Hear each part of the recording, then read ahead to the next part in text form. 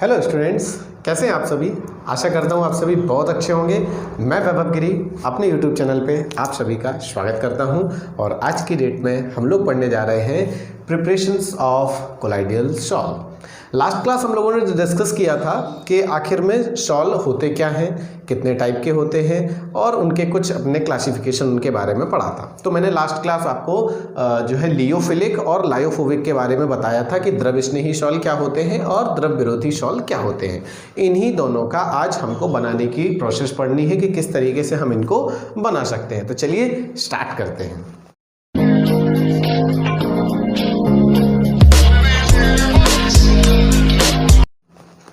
तो देखो, हम लोग जानते हैं कि लियोफिलिक सॉल्व जो होता है और लायोफोबिक सॉल्व होता है। इन दोनों के बारे में मैंने आपको क्या बताया था कि जो लियोफिलिक होता है यानी कि जो द्रव स्नेही होता है उसमें परिक्षिप्त प्रावस्था और परिक्षेपण माध्यम के प्रति एक अट्रैक्शन होता है ना। जैसे कि डिस्पर्शन फेज और डिस्पर्स्ड मीडियम दोनों के बीच क्या होता है, एक अट्रैक्शन होता है। जैसे मान लो आटा लिया और हमने पानी लिया, दोनों को मिला दिया तो आटा और पानी के मॉलिक्यूल में क्या हो रहा है, आपस में अट्रैक्शन है, जिस वजह से वो जल्दी सॉल्व तैयार हो जाता है। तो कहने का मतलब ये कि हमको द्रव स्नेही सॉल्व बनाने के लिए कोई खास मेहनत नहीं करनी होती है, राइट। और अगर बात करें द्रव विरोधी सॉल्व की, द्रव विरोधी सॉल्व के लिए हमें बनाने के लिए मेहनत करनी पड़ती है। क्यों? क्योंकि वहां पर जो परिक्षिप्त प्रावस्था होती है और परिक्षेपण माध्यम होता है, उन दोनों के बीच में कोई भी अट्रैक्शन नहीं होता है, इसलिए उनको बनाने के लिए हमें एक्स्ट्रा जो है मेथड अपनाने पड़ते हैं। तो चलिए मैं बताता हूँ आपको किस तरीके से हम बना सकते हैं। तो उन्हीं मेथड्स में काफ़ी सारे मेथड्स हैं सॉल्व को प्रिपेयर करने के, लेकिन हम कुछ चुनिंदा मेथड के बारे में यहाँ पर पढ़ने जा रहे हैं। आपको बस जितना मैं बता रहा हूँ उतना आप करते चलो। आपके बोर्ड एग्जाम के लिए जितना मैं बताता जा रहा हूँ उतना सफिशिएंट है, उससे बाहर आपका नहीं जाएगा। तो देखिए, अपन लोग आज बात कर रहे हैं किसकी। सबसे पहले अगर हम बात करें आपके डिस्पर्शन, मैकेनिकल डिस्पर्शन की, कि यांत्रिक परिक्षेपण द्वारा अपन किस तरीके से इसको कर सकते हैं। तो यांत्रिक परिक्षेपण विधि देखिए आप क्या होता है। आप सभी के घर में मिक्सी वगैरह तो होगी ना, ऑब्वियस सी बात है सबके घर में होगी। तो मिक्सी में जो काम होता है बस समझ लीजिए आप वही काम किसमें होता है, यांत्रिक परिक्षेपण प्रोसेस में हमको करना होता है। इसमें होता क्या, जैसे मिक्सी में 2 ब्लेड होते हैं या किसी के घर में 4 ब्लेड वाली मिक्सी होती है, तो इसी तरीके से कोलाइडी मिल होती है। कोलाइडी मिल जो होती है उसमें क्या करते हैं, बड़े बड़े जो टुकड़े होते हैं, जिस धातु का हमें सॉल्व बनाना है, धातु का या किसी भी चीज़ का हमें सॉल्व बनाना है, तो उसके जो बड़े बड़े टुकड़े होते हैं उसको उसमें डालते हैं। तो जब वो घूमती है और उसमें साथ में क्या डाल देते हैं, परिक्षेपण माध्यम, जैसे जल में बनाना है या किस में सॉल्व बनाना है उसको उसमें डाल देते हैं और चला देते हैं मिल को। तो जो बड़ा बड़ा जो टुकड़ा होता है वो छोटे छोटे कोलाइडी, मतलब कोलाइडी मिल में पीसकर छोटे छोटे टुकड़ों में कन्वर्ट हो जाता है। और छोटे छोटे टुकड़े जो कन्वर्ट हो जाएंगे तो वो उस रेंज में आ जाएंगे जिस रेंज में कोलाइडियल पार्टिकल होते हैं, मतलब 1 नैनोमीटर से 200 नैनोमीटर के बीच में वो आ जाएंगे। और बस इस तरीके से डिस्क रहती है। और डिस्क कैसे कि आपकी 2 विपरीत दिशाओं में डिस्क घूमती है, एक इस दिशा में घूमेगी जैसे चक्की घूमती है ना, उसी तरीके से। तो आराम से आपका जो सॉल्व है और परिक्षेपण माध्यम और परिक्षिप्त प्रावस्था आपस में क्या हो जाते, मिल जाते और सॉल्व अपना तैयार हो जाता है। इस विधि द्वारा हम क्या करते हैं, ये आपका पेंट हो गया, वार्निश हो गया है ना, पेंट करने वाला, ये इन सब का निर्माण अपन इसी प्रोसेस द्वारा करते हैं। ठीक, अब हम दूसरे अपने मेथड की बात कर रहे हैं। दूसरा मेथड होता है आपका इलेक्ट्रिकल डिस्पर्शन। इलेक्ट्रिकल डिस्पर्शन यानी कि विद्युत परिक्षेपण विधि। और विद्युत परिक्षेपण विधि को हम एक और नाम से जानते हैं, ब्रेडिंग आर्क प्रोसेस, यानी ब्रेडिंग आर्क विधि के नाम से। अब ये ब्रेडिंग आर्क विधि क्या होती है, किस तरीके से, तो इसके लिए मैं आपको एक थोड़ा सा डायग्राम बना के बताता हूँ कि क्या होता है।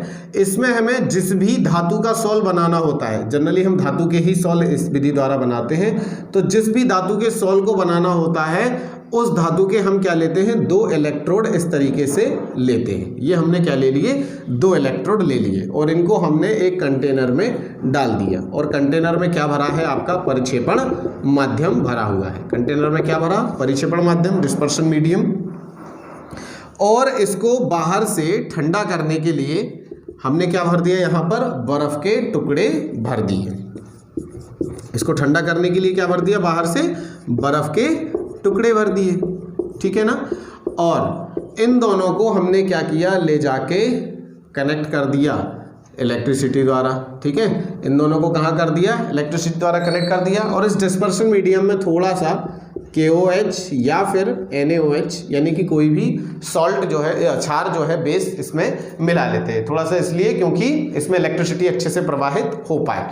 और ऐसा करते हैं तो जब भी दो धातु है और उनको इलेक्ट्रिसिटी प्रवाहित करेंगे तो उन दोनों के बीच में क्या होगा, एक आर्क निकलेगी। आर्क मतलब चिंगारी निकलेगी। और इस तरीके से ये जो चिंगारी निकलेगी तो चिंगारी से क्या होगा, गर्म होगी, और गर्म होने की वजह से ये धातु क्या होगी, यहाँ से पिघल जाएगी, यानी वाष्पित हो जाएगी। धातु यहाँ से वाष्पित होगी। और चूंकि ये परिक्षेपण माध्यम के ये बर्फ के टुकड़े भरे हुए हैं, ये इसको ठंडा करे हैं, तो ये वाष्प जो है वो संघनित हो जाएगी। और संघनित हो जाने की वजह से इस पूरे परिक्षेपण माध्यम में गोल्ड या फिर कोई भी धातु जिसका हम सॉल्व बना रहे हैं वो यहाँ पर जम जाएगा। फॉर एग्जाम्पल हमें गोल्ड का सॉल्व बनाना है तो गोल्ड के पहले हम 2 इलेक्ट्रोड लेंगे, यहाँ पर जल भरेंगे, जल में KOH और NaOH मिलाएंगे और चारों तरफ से इसको बर्फ द्वारा ढक देंगे। और इन दोनों को जैसे इलेक्ट्रिसिटी से प्रवाहित करेंगे, यहाँ गोल्ड के दोनों जो है इलेक्ट्रोडों के बीच चिंगारी उत्पन्न होगी। चिंगारी उत्पन्न होने से गोल्ड वाष्पित होगी, और वाष्पित होने के कारण ये जो ठंडा है इस वजह से संघनित हो जाएगी और पूरा शॉल अपना गोल्ड का तैयार हो जाता है। तो इस प्रकार से गोल्ड सॉल का निर्माण होता है। यानी गोल्ड और पानी के मॉलिक्यूल के बीच कोई अट्रैक्शन नहीं होता है, लेकिन इस तरीके से होता है। तो सर कैसे बन जाता है इस तरीके से, कैसे पानी में सोना घुल जाता है, बहुत अंदर की बात है, फिर भी आप समझो। देखो क्या होता है, जैसे यहाँ पर चिंगारी उत्पन्न हो गई, अब हम प्रवाहित क्या कर रहे हैं इन दोनों इलेक्ट्रोड में, इन दोनों इलेक्ट्रोड में इलेक्ट्रिसिटी प्रवाहित कर रहे हैं। और इलेक्ट्रिसिटी में मूल रूप से क्या होता है, इलेक्ट्रॉन। और जैसे ही इसमें इलेक्ट्रॉन आते हैं तो इलेक्ट्रॉन आने की वजह से इन सभी गोल्ड के जो भी पार्टिकल हैं, तो इन सभी पार्टिकल्स पे क्या आ जाता है, नेगेटिव चार्ज आ जाता है।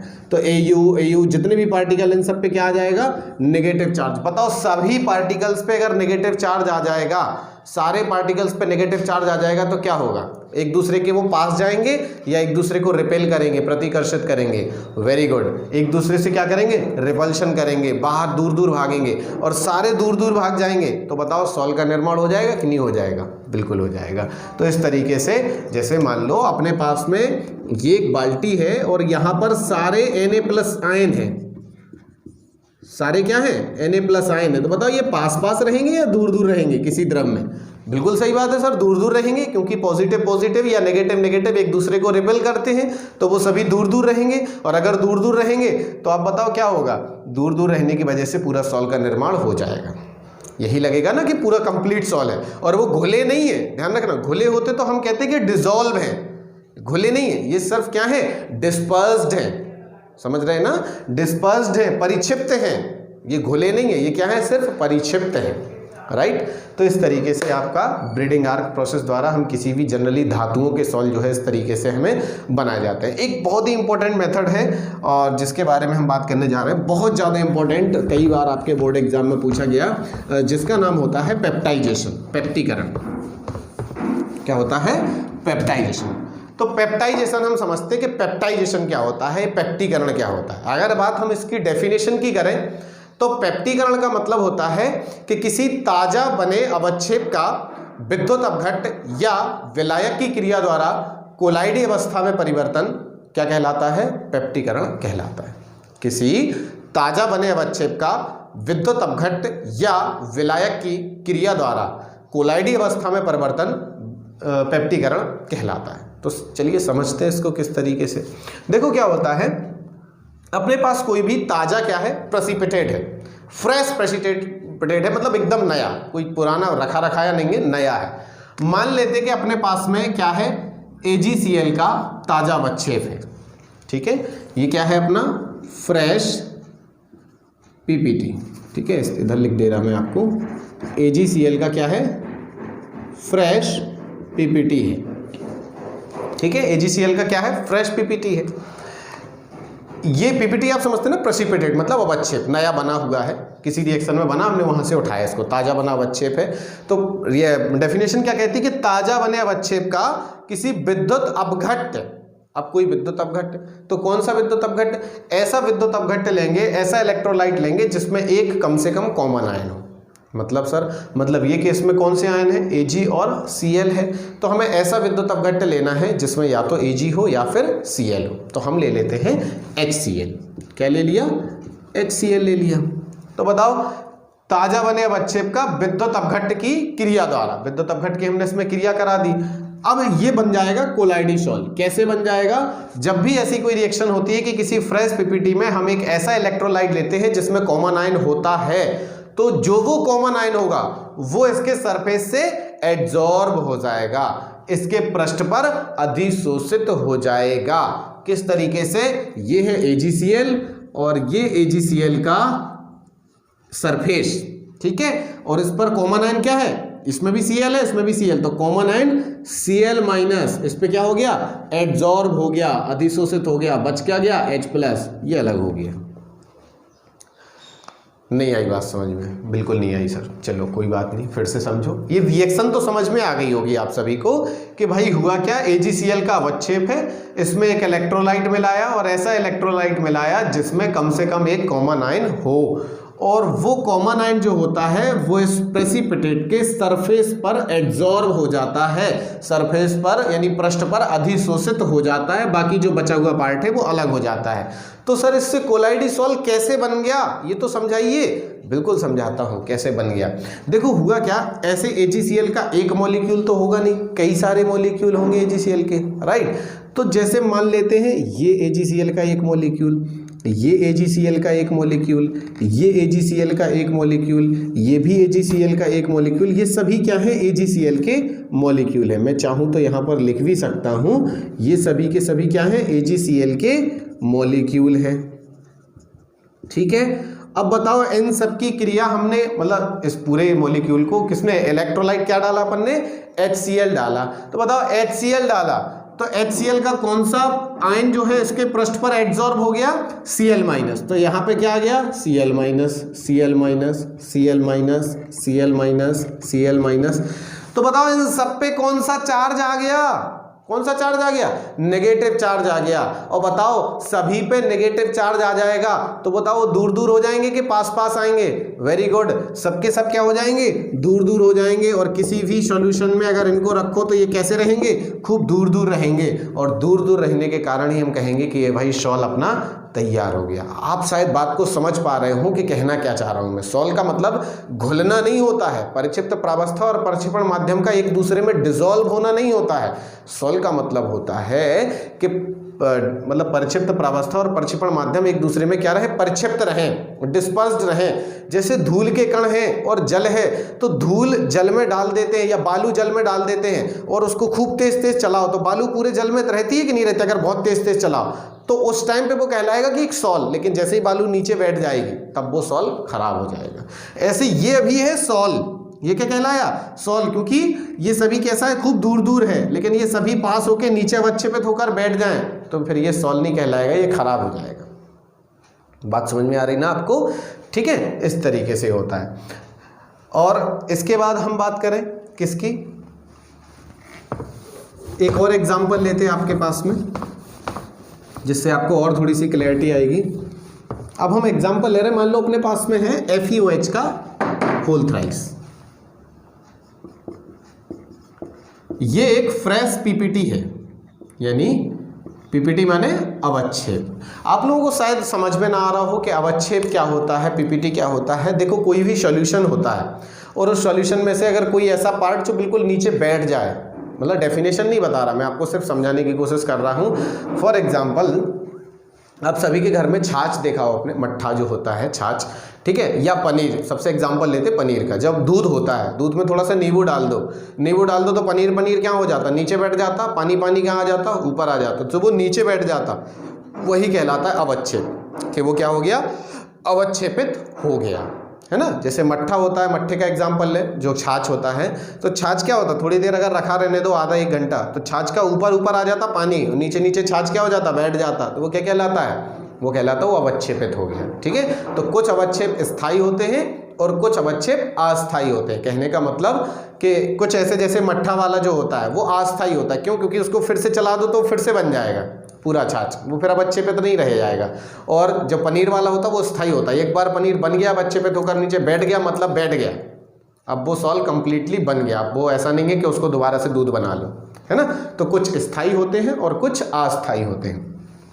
तो FeOH के होल थ्राइस के पीपीटी में अब हमें क्या करना है? एक ऐसा इलेक्ट्रोलाइट मिलाना है जिसमें कम से कम या तो H- आयन हो या Fe हो। हमने यहां पर क्या लिया? FeCl3 ले लिया, क्या ले लिया, FeCl3। अब बताओ अगर FeCl3 ले लिया तो कौन सा आयन कॉमन है, Fe+3 आयन कॉमन है। इसकी वैलेंसी क्या है Fe की, यहाँ पर भी +3 है, यहाँ पे भी +3 है, तो Fe+3 आयन हो गया कि नहीं हो गया, बिल्कुल हो गया। तो Fe+3 आयन यहाँ पर क्या हो जाएगा, एड्सॉर्ब हो जाएगा, किसके सरफेस पर, फेरिक हाइड्रोक्साइड के सरफेस पर। कौन एड्सॉर्ब हो जाएगा, Fe+3 आयन, बाकी बचे 3 Cl- आयन अलग हो जाएंगे। कहाँ हो गए, अलग हो गए, बाकी बचे 3 Cl- आयन बिल्कुल अलग हो गए। ठीक, तो ये क्या हुआ, एक FeOH के होल थ्राइस तो नहीं थे ना, तमाम थे। एक FeOH का होल थ्राइस, दूसरा FeOH का होल थ्राइस, तीसरा FeOH का होल थ्राइस, चौथा FeOH का होल थ्राइस, इस तरीके से। और इन सभी पे कौन अधिशोषित हो गया, Fe+3 आयन। तो यहां पर भी Fe+3 आयन, यहां पर भी Fe+3 आयन, सभी पे क्या हो गया, Fe+3 आयन एड्सॉर्ब हो गया। अब आप बताओ अगर सब पे पॉजिटिव चार्ज हो गया तो एक दूसरे के पास आएंगे या दूर जाएंगे, बिल्कुल सही बात सर, दूर जाएंगे। और बताओ अगर दूर दूर जाएंगे और किसी सॉल्यूशन में इनको रखा जाएगा तो बताओ सॉल्व का निर्माण होगा या नहीं होगा, बिल्कुल होगा। तो इस तरीके से ये पेप्टीकरण बड़ा इंपॉर्टेंट होता है। ठीक है, तो पेप्टीकरण में क्या होता है, किसी भी ताजा बने अवक्षेप का विद्युत अपघट्ट या विलायक की क्रिया द्वारा कोलाइडी अवस्था में परिवर्तन क्या कहलाता है, आपका पेप्टीकरण कहलाता है। ठीक, अब हम इसकी बनाने की विधि तो लगभग में और भी कई सारी विधि होती हैं, मेनली हमें इन्हीं की बात करनी थी, 2-3 विधि जो इंपॉर्टेंट है इनकी बात हम कर चुके हैं। अब हम बात कर रहे हैं आपकी आने वाले इसकी प्यूरिफिकेशंस की, कि इसका सर प्यूरिफिकेशन कैसे किया जाता है। जैसे हम कोई भी चीज़ बनाते हैं तो एकदम प्योर तो होती नहीं है, थोड़ी बहुत इम्प्योरिटी तो इसमें रह जाती है ना। तो इसकी प्यूरिफिकेशंस की बात करते हैं, और प्यूरिफिकेशंस के लिए सबसे पहला मेथड जो हमें अपनाना है उस मेथड का नाम होता है डायलिसिस। ठीक है, डायलिसिस जिसको हिंदी में हम अपोहन बोलते हैं। क्या बोलते हैं, अपोहन। तो ये होता है आपका अपोहन का डायग्राम कि किस तरीके से अपोहन होता है। ठीक है, डायलिसिस या जिसको हम बोलते हैं अपोहन। इसमें क्या रहता है कि एक पार्चमेंट झिल्ली से बना हुआ एक थैला टाइप का होता है जिसको हम अपोहक कहते हैं। इसको क्या बोलते हैं हम, अपोहक, जिसको इंग्लिश में हम डायलिसर भी बोलते हैं। क्या बोलते हैं, डायलिसर। ठीक है, ये पूरा प्रोसेस कहलाता है डायलिसिस। और जिस थैली का इसमें इस्तेमाल होता है, जो पार्चमेंट झिल्ली का बना होता है, यानी कि एक चर्म पत्र की झिल्ली का बना हुआ होता है, इस थैली को हम बोलते हैं अपोहक, डायलिसर। ठीक, यहाँ इसको हम टांग देते हैं, इस थैले में भर देते हैं अशुद्ध कोलाइडी विलयन। जो हमने बनाया है शॉल वो इम्प्योर होता है, उस इम्प्योर शॉल को हमने इसमें भर दिया। यहाँ आपको रेड रेड जो दिख रहा है ये रेड जो है शॉल है, और जो काले काले डॉट्स दिख रहे हैं ये इसमें थोड़ी बहुत इम्प्योरिटी है, अशुद्धि है। अब हम इसको क्या करते हैं, हमने एक ऐसे इसमें रखते हैं कंटेनर में जहाँ एक तरफ से वाटर फ्लो हो रहा है, वाटर प्रवेश करा रहे हैं अंदर इनसाइड, और एक तरफ से वाटर बाहर निकल रहा है। इस तरीके से इसकी पूरी मैकेनिज्म होती है। तो होता क्या है कि जो कोलाइडी विलयन होता है, ठीक है, उसमें जो इम्प्योरिटी होती तो वो चर्मपत्र झिल्ली से जल्दी बाहर निकल जाती है, जबकि कोलाइडी शॉल के कण हैं, जो शॉल के कण हैं वो धीरे धीरे विसरित होते हैं जल के साथ, जबकि अशुद्धि जल्दी विसरित हो जाती है। मैं आपको एक छोटी सी बात और क्लियर कर दूं कि किसी भी कोलाइडी शॉल में 2 तरीके की इम्प्योरिटीज पाई जाती हैं।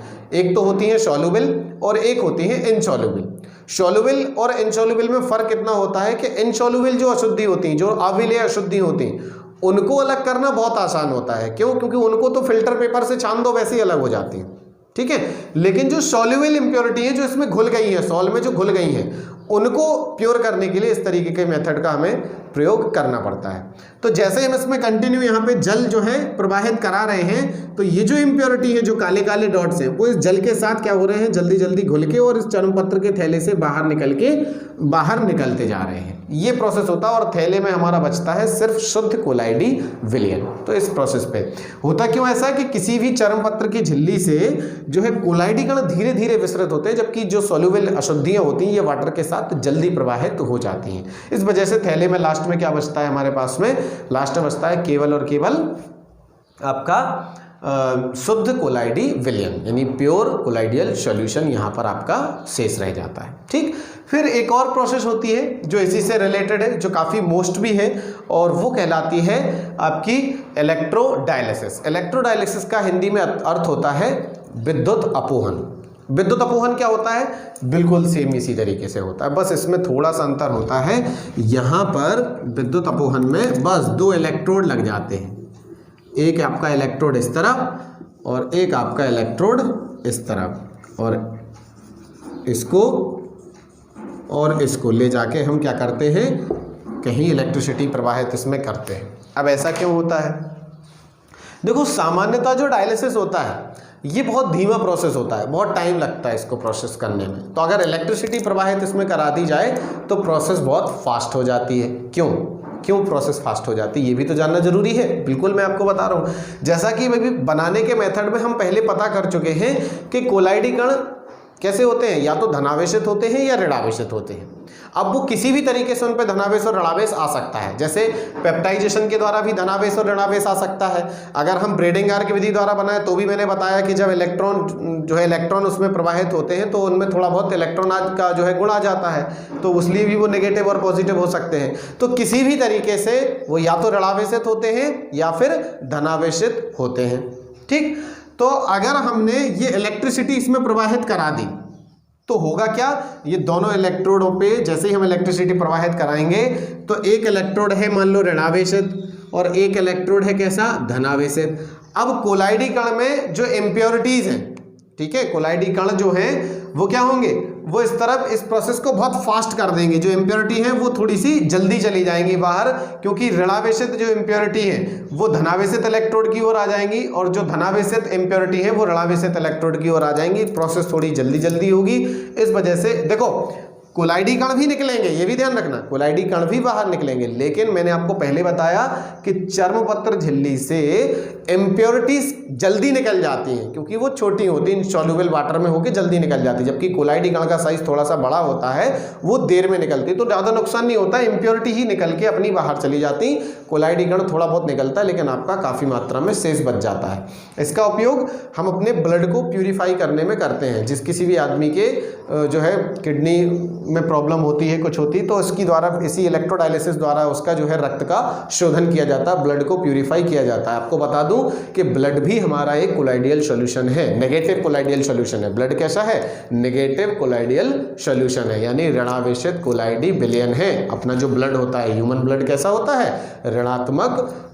ऋणावेशित कोलाइडी विलयन कहलाता है। तो ये कहलाया आपका क्या, इलेक्ट्रोडायलिसिस। डायलिसिस आपको अगर आया एग्जाम में तो किस तरीके से लिखोगे, पहले आप डायलिसिस के बारे में ही पूरी जानकारी दोगे, फिर कहोगे कि ये प्रोसेस धीमी होती है, इसको तेज करने के लिए हमें 2 इलेक्ट्रोड का प्रयोग किया जाता है। तो इस तरीके का फिनोमेना कहलाता है इलेक्ट्रोडायलिसिस, यानी कि विद्युत अपोहन। अब इसके बाद हम बात करेंगे किसकी, एक और प्रोसेस है अल्ट्रा फिल्ट्रेशन। अल्ट्रा फिल्ट्रेशन यानी अति सूक्ष्म निस्यंदन।